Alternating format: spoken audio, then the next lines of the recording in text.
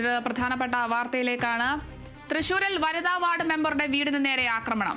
കൈപ്പറമ്പ് പഞ്ചായത്തിലെ 16-ാം ward member അഖില പ്രസാദിന്റെ വീടിന് നേരെയാണ് ആക്രമണം. നിലവിൽ CPIM 18-ാം വാർഡ് സ്ഥാനാർത്ഥിയാണ്.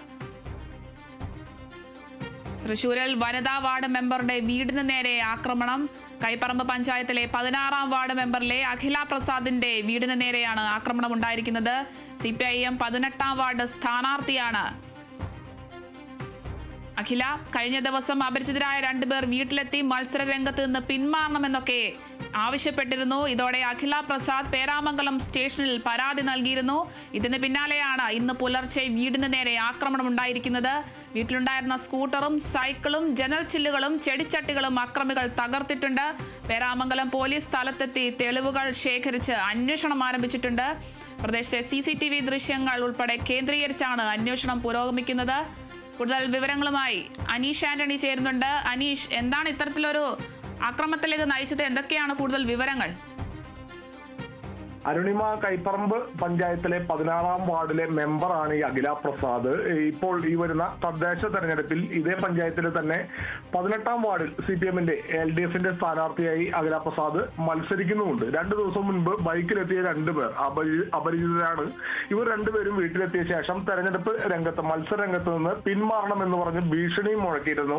അതിനുശേഷം അവർ അതേ ബൈക്കിൽ തന്നെ അവിടെ നിന്ന് പോവുകയും ചെയ്തു. ഈ വന്നവർ ആരാണെന്ന് ഈ മെമ്പർക്കോ വീട്ടുകാർക്കോ ആർക്കും അറിയില്ല. എന്തായാലും ഈ സംഭവം ഉണ്ടായതിന് പിന്നാലെ തന്നെ അഖില പ്രസാദ് രേഖാമൂലം തന്നെ പേരാമംഗലം പോലീസിൽ പരാതി നൽകിയിരുന്നു. ഇതിന് പിന്നാലെയാണ് ഇന്നലെ രാത്രി ഈ വീടിന് നേരെ ആക്രമണം ഉണ്ടായത്. വീട്ടിന്റെ ജനൽച്ചില്ലുകൾ തകർത്തു.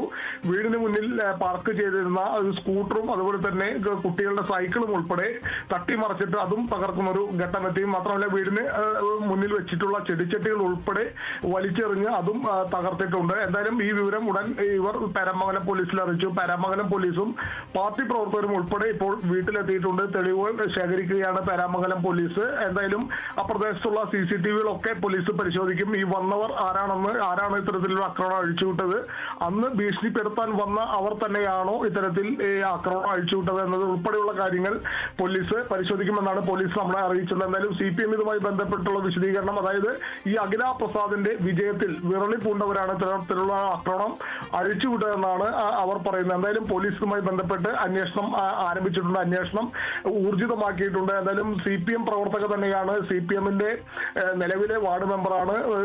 18-ാം വാർഡിൽ മത്സരിക്കുന്നതും LDFന്റെ ലേബലിലാണ്. എന്നിട്ടും ആരാണ് ഇത്തരത്തിൽ മറ്റ് ഏതെങ്കിലും പാർട്ടിക്കാരാണോ അല്ലെങ്കിൽ മറ്റേതെങ്കിലും ശത്രുക്കളാണോ എന്നത് ഉൾപ്പെടെയുള്ള കാര്യങ്ങൾ പോലീസ് പരിശോധിക്കുമെന്നാണ് പേരാമംഗലം പോലീസ് നമ്മെ അറിയിച്ചിട്ടുള്ളത്. എന്നാലും പേരാമംഗലം പോലീസ് സ്ഥലത്തെത്തിയിട്ടുണ്ട്. പാർട്ടി പ്രവർത്തകരുണ്ട്. എന്തായാലും മറ്റ് ആളപായങ്ങളൊന്നും ഈ ആക്രമണങ്ങൾ സൃഷ്ടിച്ചില്ല എന്നതാണ് ആശ്വാസകരമായ കാര്യം.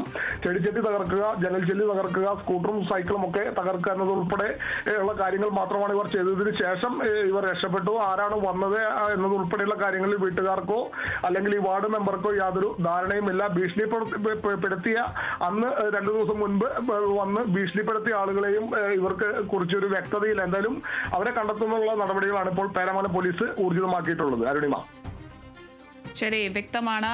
തൃശൂരിൽ വനിതാ വാർഡ് മെമ്പറുടെ വീടിന് നേരെയാണ് ആക്രമണം ഉണ്ടായിരിക്കുന്നത്. അപരിചിതരായ 2 പേർ കഴിഞ്ഞ ദിവസം വീട്ടിലെത്തി മത്സരരംഗത്ത് പിന്മാറണമെന്നൊക്കെ ആവശ്യപ്പെട്ടിരുന്നു. ഇതിന് പിന്നാലെയാണ് ഇന്ന് പുലർച്ചെ വീടിന് നേരെ ആക്രമണം ഉണ്ടായിരിക്കുന്നത്. പ്രദേശത്തെ CCTVകൾ ഉൾപ്പെടെ കേന്ദ്രീകരിച്ച് പോലീസ് അന്വേഷണം പുരോഗമിപ്പിക്കുന്നുണ്ട്. കൂടുതൽ വിവരങ്ങൾ നൽകിയത് അനീഷ് ആന്റണിയാണ്.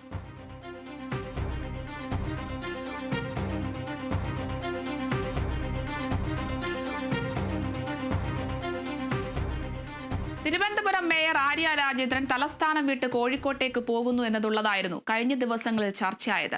എന്നാൽ കോർപ്പറേഷനിൽ മത്സരിപ്പിക്കാത്ത